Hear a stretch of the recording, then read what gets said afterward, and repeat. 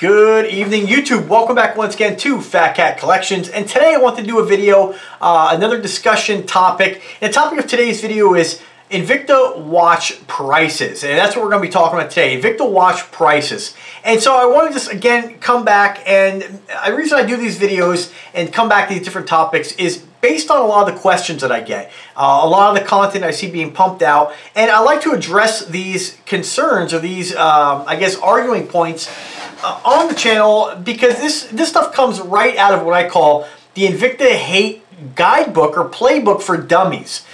This is one of the topics that constantly is brought up by Invicta watch haters or watch snobs in general. It's the Invicta prices, the deceptive marketing, as they call it. And then they a lot of times will refer to Invicta as marketing geniuses. There's nothing genius about Invicta watches and their marketing. If anything, Invicta doesn't have a lot of marketing.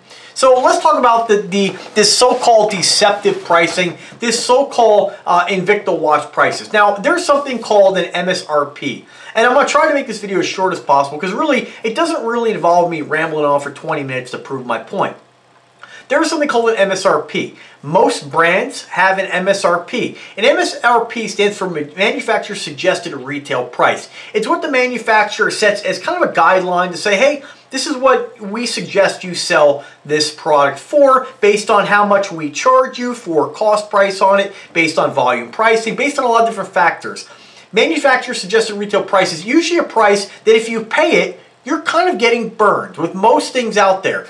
Most of the time when you buy a product, you buy it for under MSRP. The only time that you buy MSRP is honestly if you're kind of getting burned. Now, one thing I like to compare MSRP to is something that is used very often in MSRP. And a lot of dealerships or car dealerships have changed their sales practices based on the fact that we all have this one device now. I shouldn't say we all, but most people have this, a smartphone. Most people have a smartphone at their disposal to arm themselves with information.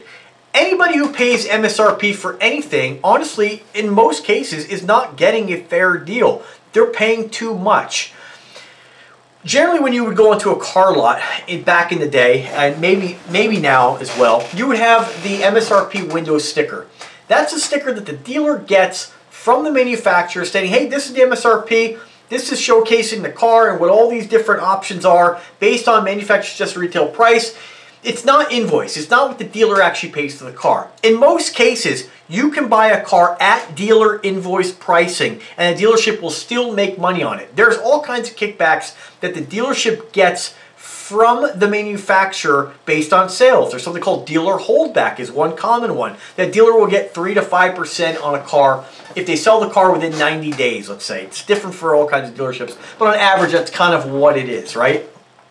So if you can go into a car lot, not waste anybody's time, and there is something to be said about a salesman making a commission, right? If he has to spend his time educating you about the car, talking about a car, or any product for that matter, and then you ultimately buy it, he's investing his time to sell you a product and be helpful.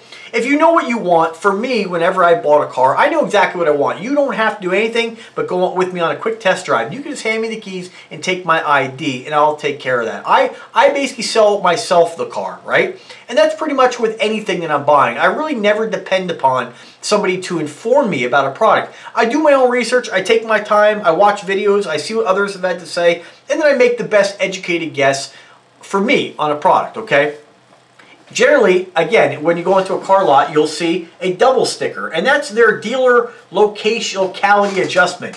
Where, again, dealerships have found that, hey, you know what? You know, people are informed. We need to go ahead and put a double sticker on there. So it's basically just a fake double markup. Not double price, but it's a double sticker where they say, oh, this is our locality markup here. So then they can turn around and be like, yeah, well, we'll knock that off. We'll give you a discount on this. Now you're paying MSRP. You're still paying too much. There's only one watch company I can think of right now that really is charging people more, and people are buying the watches for more than MSRP, and that's Rolex. Now, I'm not saying there's other companies out there that aren't doing it, but as a rule of thumb, if you pay MSRP, you're kind of getting ripped off, okay? Now, I'm not going to say, I don't want to say that everybody who buys Rolex is a sucker, but there is a sucker born every minute. And I do feel like if you're paying more for MSRP, you are getting kind of burned. And there's a frenzy being created now. Firearms is another perfect example. that if you pay MSRP, you're kind of getting burned. And now it depends on how much you want a product. So when I said suckers, I didn't want to say that everybody buying some suckers. If you want something and you want it bad enough and the price isn't too far out of line, then you're going to pay it. Perfect example, again, is firearms. Right now there is a frenzy with firearms. We look at most firearms, there's an MSRP on most dealerships' websites. In a lot of cases, guys are charging more than MSRP. Now, I've been pretty fortunate. I just look for the right guy selling the right product for the right price. And in most cases, I can find the guns that I want for under MSRP. Paying over MSRP is never a good idea, in my opinion. I will say that, again, supply and demand is a big factor, and when it comes to Rolex watches, there is a huge supply, whether it's made up, whether it's real, you know, we don't really know, but people are buying them. And as long as people are going to pay and buy, they're going to keep selling and keep marking the watch up more. And that's just kind of how it works. Rolex isn't going to turn around and be like, hey, you know what, we're just going to give you guys a great value because we like you. Not the case. Now, when it comes to Invicta's pricing, Invicta has an insane MSRP. Their MSRP is almost laughable. But again, I want to mention this, not everybody looks at it the same way. Some guys, now first off, I don't think that Invicta should put an MSRP like that on there. The idea with MSRP is that they can then heavily discount the watch and make people feel like they're getting a great value. I feel like it's old school marketing. And I feel like in today's day and age, with the information at everybody's hand, within 5 seconds you can look for almost everything on earth with this. So I do think that Invicta as a company should change that behavior with that marketing. I don't think it's deceptive because it's no different than what everybody else does. What I think is deceptive is the Rolex shortage that's going on, where, you know, guys are paying more than MSRP. Now, I hope that brands like Invicta never do that, and I hope that at some point maybe Invicta just says, hey, you know what, we're just going to put the watch for a price that it is. I think if they want to continue to using the MSRP price, I think that they should really word it a little differently. And one of my buddies brought up a great point that he looks at the MSRP of Invicta. It's not like some ridiculous number, but it's comparing it, the price, as to what you're going to pay with other brands for the same quality watch. Again, with me, I kind of think that's a little bit out of line as well, because I can tell you that other brands, like for instance this watch I have in the COSC certified ETA movement, had a sticker on it of $5 grand, right? That's all fun and games when you want to do a Facebook post and show off the $5,000 ticket, but anybody with a cell phone can quickly discover that that watch does not cost $5,000. And if anybody ever bought that watch, $5,000, I hope you learned your lesson. There's no reason to not be informed in today's day and age, not with everything that we have around us for information. It's at our fingertips everywhere we go at the moment's notice.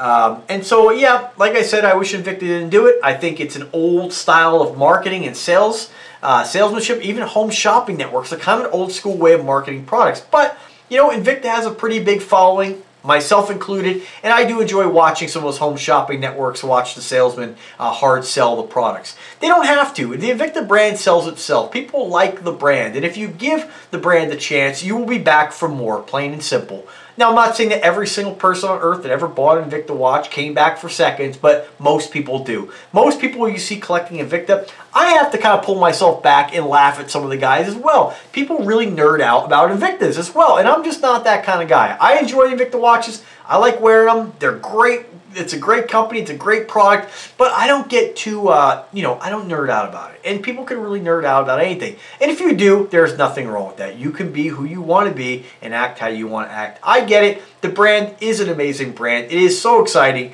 to get a new watch on my wrist. Even pulling out ones from the older ones I have that I don't wear all that much, just because I kind of forget I have them. So again, I want you guys to just kind of take that. It's not a company trying to, you know, just trying to, you know, be deceptive like a lot of these guys will claim. Again, you're only going to be deceived if you're misinformed. If you're naive, and I don't want to use the word stupid, but if you're naive and just lazy or misinformed or however you want to word it, and you don't take the time to just say, hey, you know what, I'm on Shop HQ right now, and this lady's telling me this watch is a $5,000 watch, I better buy it, it's $500. Do your research, because a lot of times you can find that watch even on some Invicta stores for less. So it's all about being informed and being a smart shopper, and just know when somebody's trying to sell you and trying to lie to you. Invicta watches, like this particular watch, is not a $5,000 watch. But here's the thing, a $5,000 watch, in my opinion, isn't a $5,000 watch. Most of the watches you see that are heavily marked up, that are extremely expensive, don't warrant that price. Watches are a luxury item. No matter which brand you go with, no matter how much you spend, people do not need to wear a watch. It is a piece of jewelry for 99% of the people out there. There may have been a time in history when a pocket watch or a wristwatch was a necessity. Today is not that day. We have computers, laptops, cell phones, tablets, clocks in the car. We have Alexas all over the place. Sorry if she came on or triggered. But they're everywhere. You know, they're on your microwave, they're on your TV, they're on your this, you're on your that. They're everywhere. Nobody needs a watch, okay? But it is a fashion statement. It is a piece of jewelry. It is something we wear because it adds to our appearance. And that's really the reason most people wear a watch nowadays. So with that being said, just please take into consideration when you look at the Invicta brand, if you are new to the brand and you're like, hey, I'm looking at a watch, I don't know what to get, please take into consideration that every watch brand you see has a markup. Some markups are insane. Some advertise that you're getting an amazing value like Invicta. Keep in mind that anytime you buy an Invicta watch, if you do your research, you buy the proper watch for the right price, and you're just an informed shopper, that you're going to be getting a deal that's better than 99% of the other watch brands out there. There's no other company that produces a watch with the quality that you get with Invicta.